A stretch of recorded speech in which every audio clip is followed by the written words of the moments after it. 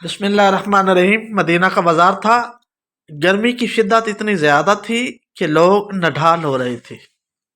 ایک تاجر اپنے ساتھ ایک غلام کو لیے پریشان کھڑا تھا۔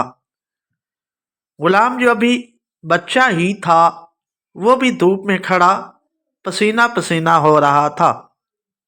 تاجر کا سارا مال اچھے داموں بک گیا تھا، بس یہ غلام ہی باقی تھا جسے خریدنے میں کوئی بھی دلچسپی نہیں دکھا رہا تھا۔ تاجر سوچ رہا تھا کہ اس غلام کو خرید کر شاید اس نے گھاٹے کا سودا کیا ہے۔ اس نے تو سوچا تھا کہ اچھا منافع ملے گا، لیکن یہاں تو اصل لاگت ملنا بھی دشوار ہو رہا تھا۔ اس نے سوچ لیا تھا کہ اب اگر یہ غلام پوری قیمت پر بھی بکا تو وہ اسے فوراً بیچ دے گا۔ مدینہ پاک کی ایک لڑکی کی اس غلام پہ نظر پڑی تو اس نے تاجر سے پوچھا کہ یہ غلام کتنے کا بیچو گے؟ تاجر نے کہا کہ میں نے اتنے میں لیا ہے اور اتنے کا ہی دوں گا۔ اس لڑکی نے بچے پہ ترس کھاتے ہوئے اسے خرید لیا۔ تاجر نے بھی خدا کا شکر ادا کیا اور واپسی کی راہ لی۔ مکہ سے ابو حذیفہ مدینہ آئے تو انہیں بھی اس لڑکی کا قصہ معلوم ہوا۔ لڑکی کی رحم دلی سے بڑا متاثر ہو کر انہوں نے اس کے لیے نکاح کا پیغام بھیجا، جو قبول کر لیا گیا۔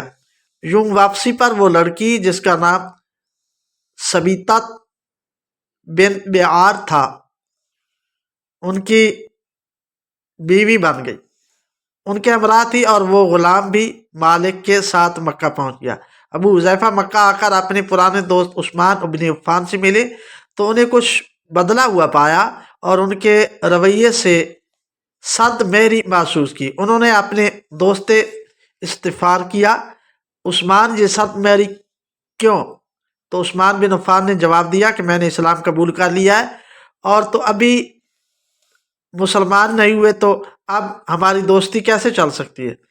ابو حذیفہ نے کہا تو پھر مجھے بھی حضرت محمد صلی اللہ علیہ وآلہ وسلم کے پاس لے جائیں، چلو اس اسلام میں داخل کر دو جسے تم قبول کر چکے ہو۔ چنانچہ حضرت عثمان رضی اللہ تعالیٰ عنہ نبی اکرم صلی اللہ علیہ وآلہ وسلم کی خدمت میں پیش ہوئے اور ان کو بھی کلمہ پڑھا کر دائرہ اسلام میں داخل کرا دیا۔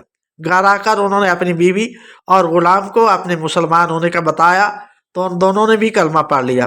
حضرت ابو حذیفہ رضی اللہ تعالیٰ عنہ نے اس غلام سے کہا، چونکہ تم بھی مسلمان ہو گئے ہو اس لیے اب میں تمہیں غلام نہیں رکھ سکتا، لہذا میری طرف سے اب تم آزاد ہو۔ غلام نے کہا، آقا میں اب اس دنیا میں آپ دونوں کے سوا کوئی نہیں، آپ نے مجھے آزاد کر دیا تو میں کہاں جاؤں گا؟ حضرت ابو حذیفہ رضی اللہ تعالیٰ عنہ نے اس غلام کو اپنا بیٹا بنا لیا اور اپنے پاس ہی رکھ لیا۔ غلام نے قرآن پاک سیکھنا شروع کر دیا اور کچھ ہی دنوں میں بہت سا قرآن یاد کر لیا، اور وہ جب قرآن پڑھتے تو بہت خوبصورت لہجے میں پڑھتے۔ ہجرت کے وقت نبی اکرم صلی اللہ علیہ وآلہ وسلم سے پہلے جن صحابہ نے مدینہ پاک کی طرف ہجرت کی ان میں حضرت عمر فاروق رضی اللہ تعالیٰ عنہ کے ساتھ ساتھ حضرت ابو حذیفہ رضی اللہ تعالیٰ عنہ اور ان کا یہ لے پالک بیٹا بھی تھا۔ مدینہ پہنچ کر جب نماز کے لیے امام مقرر کرنے کا وقت آیا تو اس غلام کی خوبصورت تلاوت اور سب سے زیادہ قرآن حفظ ہونے کی وجہ سے انہیں امام چن لیا گیا، اور ان کی امامت میں حضرت عمر رضی اللہ تعالیٰ عنہ جیسے جلیل القدر صحابی بھی نماز ادا کرتے تھے۔ مدینہ کے یہودیوں نے جب انہیں امامت کرواتے دیکھا تو حیران ہو گئے کہ یہ وہی غلام ہے جسے کوئی خریدنے کے لیے کبھی تیار نہ تھا۔ آج دیکھو کتنی عزت ملی ہے کہ مسلمانوں کا امام بنا ہوا ہے۔ اللہ پاک نے انہیں خوشگلو اس قدر بنایا کہ جب آیات قرآنی تلاوت فرماتے تو لوگوں پر ایک محویت طاری ہو جاتی اور راہگیر ٹھٹک کر سننے لگتے۔ ایک دفعہ ام المومنین حضرت عائشہ صدیقہ رضی اللہ تعالیٰ عنہا کو رسول اکرم صلی اللہ علیہ وآلہ وسلم کے پاس حاضر ہونے میں دیر ہوئی۔ آپ نے توقف کی وجہ پوچھی تو بولی کہ ایک قاری تلاوت کر رہا تھا، اس کے سننے میں دیر ہو گئی، اور خوش الحانی کی اس قدر تعریف کی کہ حضور نبی اکرم صلی اللہ علیہ وآلہ وسلم خود چادر سنبھالے ہوئے باہر تشریف لے آئے۔ دیکھا تو وہ بیٹھے تلاوت کر رہے تھے۔ آپ صلی اللہ علیہ وآلہ وسلم نے خوش ہو کر فرمایا، اللہ پاک کا شکر ہے کہ اس نے تمہارے جیسے شخص کو میری امت میں پیدا فرمایا۔ کیا آپ جانتے ہیں کہ یہ خوش قسمت صحابی کون تھا؟